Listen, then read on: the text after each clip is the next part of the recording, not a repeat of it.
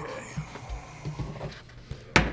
I'll call this meeting of the Board of Zoning Appeals for October 25th, 2025 to order. I will request the staff that has the Kansas Open Meetings Act been provided. Yes, I can confirm the packet was posted and the required notice was provided. Thank you. Okay. Now roll call. Board Member Mike Sell, Board Member Baker, Board Member Bowden, Here. Board Member Hardy, Here. Board Member Creer, Here. Vice Chair Tro, Here. Chair Owens, and Youth Member Angel. Here. So with 4 out of 7 full members, we have a quorum and we can proceed with business. All righty, thank you. Okay, the minutes, anybody have any corrections on the minutes? If not, I move that we approve them as presented. okay, we have a move, do we have a second? Second. Okay, we have a move and a second that the minutes be accepted.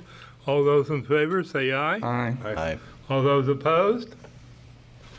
Okay, so now we move on to today's business as consideration of application V25-6, and we turn it over to staff. Thank you, Chair.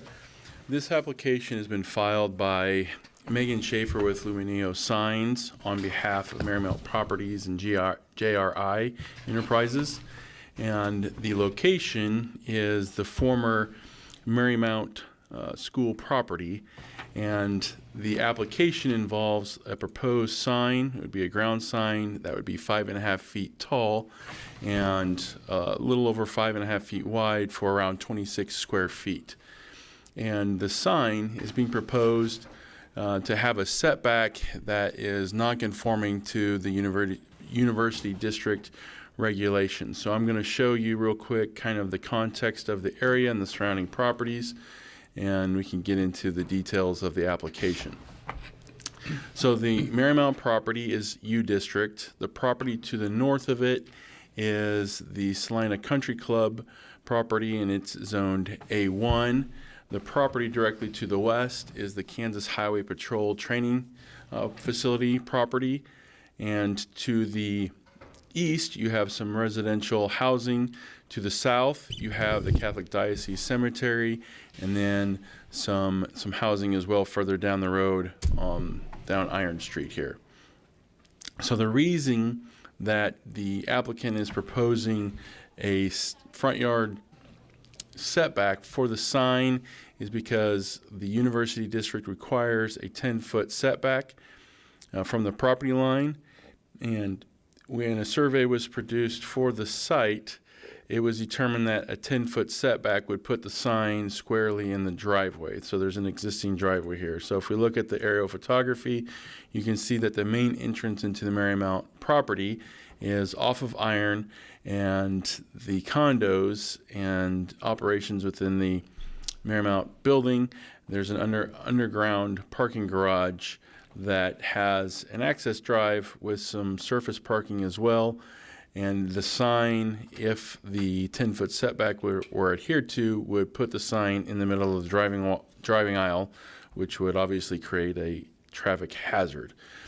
And so in looking at this particular property, the applicant has submitted this application. So some background: the Marymount Administration Building is a historic building that was constructed between 1919 and 1922 for Sisters of St. Joseph. As I mentioned, it has University District zoning, and there's quite a bit of extensive history that we have tried to keep and maintain, that we attach as a separate kind of background report in your packet there if you would like to read up on that. It is pretty interesting, but we won't go into all of that here. So for justification for the setback, the applicant notes that a 10-foot setback would require the sign to be located in the middle of a driving aisle, which would create an obvious traffic conflict and hazard. And the applicant believes that this area is a necessary area for ground sign in order to clearly mark the entrance into the Marymount property, and the sign would be non-illuminated to limit any negative impacts it might have on the surrounding area. So when we look into the specifics and findings of the property, the first is uniqueness, and in this case, Iron Avenue has a wider right-of-way than what is typical. So most properties behind the curb to the property line is about 13 feet. In this case, we have about 23 feet from the back of the curb to the property line, which is shown on the survey here. And so that distance, that 23 feet, is about 10 feet more than what is typical on your standard property in terms of, because of the right-of-way being a little bit wider, it sets the sign back by virtue of where the property line is. And so the applicant has stated that basically under normal circumstances, you have 13 feet of right-of-way between the curb and the property line, and you'd have another 10 feet for your 10-foot setback, which would result in a 23-foot setback from the curb. In this case, we still have a 23-foot setback from the curb, but rather than being set back 10 feet from the property line, the sign is proposed to be located on the property line. Additionally, when you look at uniqueness, there is an adjacent sign that has a similar setback. Looking at no adverse effects on the neighbors. The surrounding properties are rather large and not sensitive or have a low sensitivity to a lot of traffic and other things. So you have the Marymount properties, which is the subject property. You have a large Kansas Highway Patrol property, which also has a ground sign, and you have the Country Club to the north, and you have the Catholic Diocese Cemetery to the south. You really only have two residential properties within 500 feet of the proposed sign. So the proposed sign is roughly where my cursor is, and within 500 feet, you just have the two residential dwellings there a little bit further to the west. In looking at unnecessary hardship, compliance with the 10-foot setback would eliminate the functional driving aisle and create a safety hazard. And there's no other feasible location that exists that wouldn't interfere with traffic circulation. So as you can see from the aerial photo, the driving aisle that serves as the access point to the underground garage as well as the surface parking runs parallel to Iron Streets or Iron Avenue. And so anytime you have a 10-foot setback along this whole frontage near the entrance where they'd like to have the ground sign, there are no real good options. Even if you were to go further to the east, the topography is so steep that there isn't any good location for a ground sign that would properly mark the area. Public health, safety, and welfare. In this case, the setback would be 23 feet from the curb and would be non-illuminated. This is pretty standard in terms of a setback, and the proposed sign would not block any sight lines or create any unsafe traffic conditions, and therefore would help adhere to the public health, safety, and welfare of the community. Looking at conformity with the spirit and intent of the zoning ordinance, because of the right-of-way depth from the curb 23 feet into the property line, the sign will appear to be compliant. It will appear to be similar to any other ground sign that you would typically see as you're driving along, and would maintain a corridor uniformity. And then approval would not set a detrimental precedent or violate the intent of the sign setback standards. And so staff has identified a few options here. The first is you could approve the variance request with or without any conditions. Number two, you could postpone consideration if you need additional information. Number three, you could deny the variance request if the required findings of fact cannot be met. Staff would recommend approval of the 10-foot front yard setback variance, subject to the following condition: that the sign must be constructed and placed in substantial conformity with the submitted plans approved by the board. We would also note that at your places, we do have findings for support and for denial. So if you would like to prove that, you could cite those findings if you agree with them. In the converse of that, if you feel that it's not a warranted variance request, you could deny it with the findings as well. So we do have both options available to you and findings for both of those options. With that, we will take any questions you might have. Okay. We have any questions from staff? Dustin, did we get any feedback from neighbors or anything? Any? We did not get Correspondence? any feedback from any of the neighbors, no. Thank you. Okay. Anybody else?